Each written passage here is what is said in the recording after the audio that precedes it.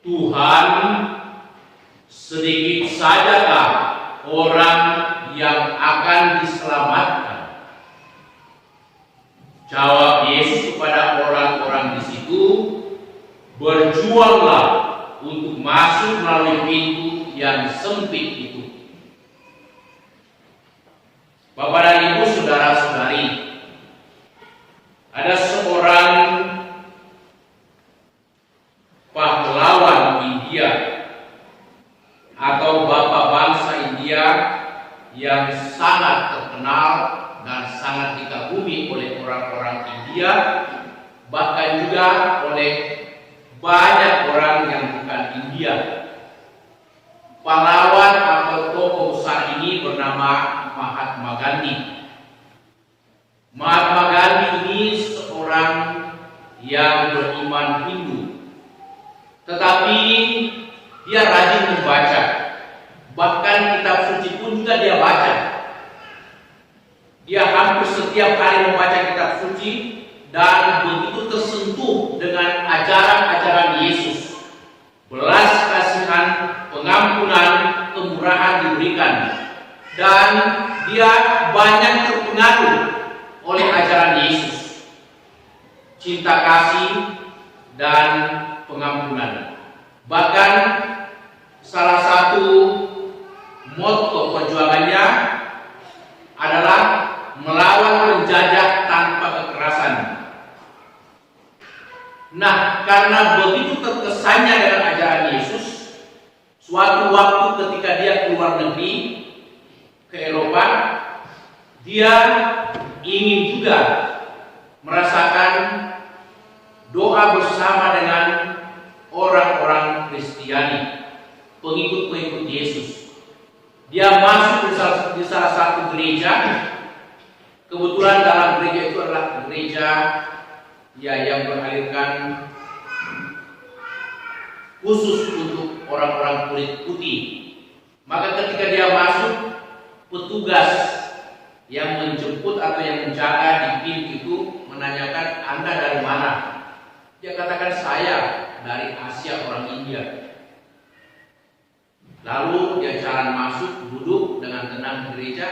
Tetapi tidak lama kemudian datang lagi seorang mengatakan, "Minta maaf Tuan, tempat Tuan bukan di sini. Ini hanyalah untuk orang-orang yang kulit putih yang boleh masuk dan berdoa di tempat ini."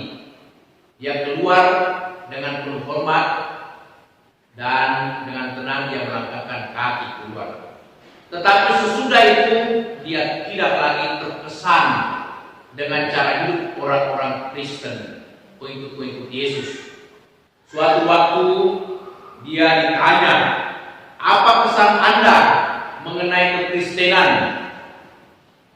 Dia katakan, "Saya sangat kagum dengan ajaran Yesus. Saya sangat mencintai Yesus. Ajarannya luar biasa, bahkan mempengaruhi saya punya sikap dan pandangan. Tetapi saya tidak suka dengan orang-orang Kristen. Orang-orang Kristen hanya tahu membaca kitab suci, mendengarkan kitab suci, tetapi tidak sejalan dengan apa yang mereka yakini, apa yang mereka dengarkan, apa yang mereka itu renungkan." Nah, Mahatma Gandhi setuju, senang, yakin, dan penuh hormat, bahkan senang dengan Yesus. Tetapi sangat tidak senang dengan orang-orang Kristen karena tidak sejalan dengan pikiran dan keyakinannya. Karena itu hari ini ketika orang-orang banyak bertanya, "Tuhan, sedikit sajakah orang yang diselamatkan?" Yesus menjawab, "Berjuanglah untuk masuk melalui pintu yang sempit itu." Ternyata untuk sampai pada suatu keselamatan, tidak otomatis orang dibaptis selamat, terima sakramen Maha Kudus, Ekaristi atau komunitas pertama selamat, terima sakramen tobat selamat, terima sakramen lainnya, perkawinan, imamat atau juga perminyakan mengerjakan suci, selamat. Itu semua sarana keselamatan, tetapi mesti dihidupi dalam perjuangan setiap hari. Karena itu Yesus pernah mengatakan, apapun yang kamu lakukan terhadap saudaraku yang paling kecil dan paling hina ini, kamu lakukan untuk aku. Nah, itu dikatakan, ketika aku telanjang, kamu beri aku pakaian. Ketika aku sakit, kamu melawat aku. Ketika aku dalam penjara, kamu mengunjungi aku. Ketika aku lapar, kamu beri aku makanan. Ketika aku haus, kamu memberi aku minuman. Ketika aku seorang asing, kamu memberi aku tumpangan. Jadi, ajaran Yesus tidak cukup kita dengarkan, tidak cukup kita kagumi, tidak cukup kita yakini, harus diwujudkan dalam kehidupan sehari-hari. Bagaimana perhatian kita kepada orang kecil, orang lemah, orang tersingkirkan, orang asing, orang sakit, dan orang-orang dalam penjara? Adakah hati kita untuk mereka?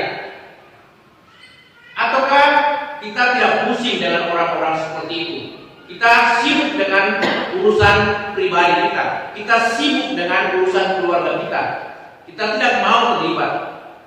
Dan untuk terlibat seperti ini dibutuhkan suatu pengorbanan. Jalan sempit menuju kepada keselamatan. Kita mesti berkorban waktu kita. Sekarang zamannya orang tidak mau atau berat untuk mengorbankan waktunya. Coba nih, kalau ada acara-acara, walaupun itu acara-acara besar, hitung berapa orang yang datang. Kalau dia datang, itu berarti ada sesuatu yang istimewa. Tetapi kalau biasanya orang dalam perkawinan atau apalagi kalau berkaitan pernikahan di gereja, mereka tidak mau datang lagi. Mereka takut kehilangan waktunya. Atau kalau ada kedukaan, paling datang sebentar, kalau pulang, kalau sesuai tidak lagi memberikan perhatian. Karena orang takut kehilangan waktunya. Tetapi Yesus mengatakan, kalau kamu melayani orang yang menderita, orang yang berduka, orang yang lapar, orang yang haus, orang yang telanjang, kamu beri pakaian, kamu berikan tumpangan, kamu berikan makanan, dan seterusnya, itu sama dengan kamu melayani aku. Dan ini semua butuh pengorbanan. Korban waktu, korban pikiran kadang-kadang, korban perasaan bahkan juga korban materi. Dan itu semua jalan sempit, pintu yang sempit yang harus dilalui untuk sampai pada keselamatan, untuk sampai pada sukacita atau kebahagiaan. Karena itu juga dalam satu Injil Matius bab 16 ayat 24, Yesus mengatakan, setiap orang yang mau mengikut aku, ia harus menyangkal dirinya, memikul salibnya, dan mengikuti aku. Jadi menjadi murid Yesus tidak mudah. Banyak orang mau menjadi murid Yesus, tetapi butuh pujian, butuh penghargaan, butuh dihormati. Kalau tidak, kecewa lalu mulai mempertanyakan, inikah jalan saya? Inikah tempat saya? Atau mungkin ada tempat yang lain. Orang mencari kesenangannya, orang mencari pujian, orang mencari kehormatan, gengsi. Tapi mengikuti Yesus berarti kita siap untuk berkorban. Bahkan dikatakan, setiap orang yang mau mengikut aku harus menyangkal diri. Menyangkal diri bukan berarti kita sangkal kita punya keberadaan atau diri kita, tapi kita sangkal semua kekurangan, kelemahan, dan keterbatasan kita. Bahwasanya saya tidak mau lagi diperalat atau diperhamba oleh kemarahan, oleh emosi saya. Saya tidak mau diperalat lagi oleh kemarasan saya atau kejengkelan saya. Saya tidak mau lagi hidup dalam percabulan atau kebiasaan-kebiasaan yang tidak baik, membuli orang, berpikiran negatif, dan lain sebagainya. Tapi saya mau menyangkal diri, melakukan perbuatan-perbuatan yang lebih baik, yang lebih bermakna, yang membawa berkat bagi orang lain. Itu penyangkalan diri. Sehingga Yesus mengatakan harus menyangkal diri, memikul salib setiap hari.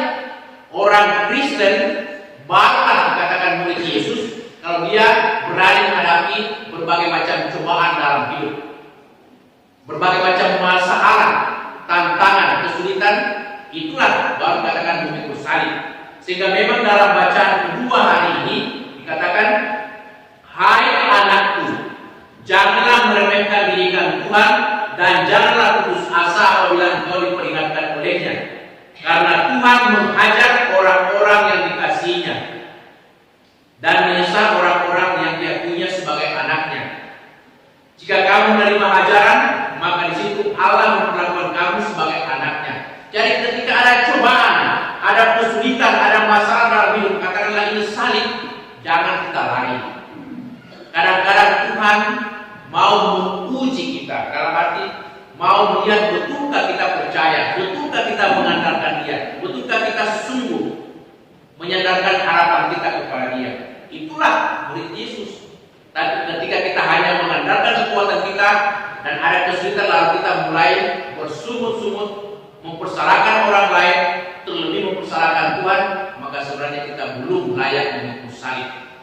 Mari saudara-saudara, kita mohon semua kita dikuatkan dan diberikan rahmat, belas kasihan, pengampunannya, sehingga kita juga berani untuk selalu mengasihi sesama, berkorban bagi mereka, bahkan siap untuk mengampuni sesama kita yang bersalah atau yang menjengkelkan atau yang menyakiti hati kita, agar kita beroleh damai, sukacita, bahkan keselamatan.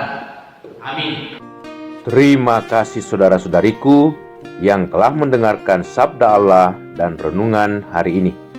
Semoga saudara-saudari senantiasa diberkati Tuhan dalam setiap aktivitas dan pelayanannya.